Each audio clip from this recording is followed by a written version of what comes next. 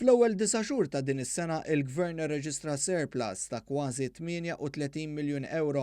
Din iċ-ċifra maħruġa mill-Uffiċċju Nazzjonali tal-Istatistika tisboq sew dik tal-istess perjodu tas-sena l-oħra, meta l-Gvern għamel surplus ta' ftit inqas minn 3 miljun euro.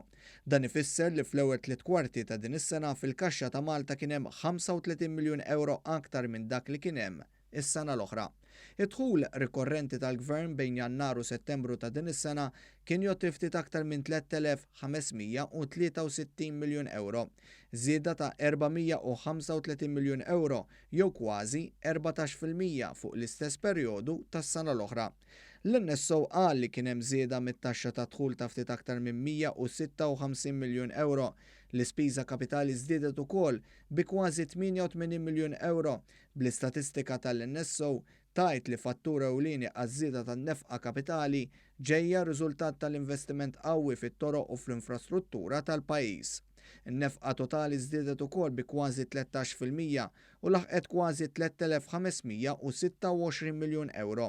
L-akbar kontributuri għal din in-nefqa kienu programmi u inizjattivi li fuqhom intefqu kważi 200 miljun euro aktar.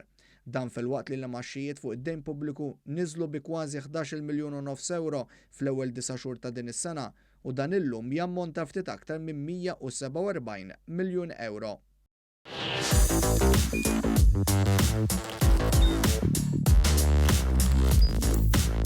Idħol fuq one.com.mt u hemmhekk tista' tara l-programmi kollha li jxandru fuq One permezz ta' One Play.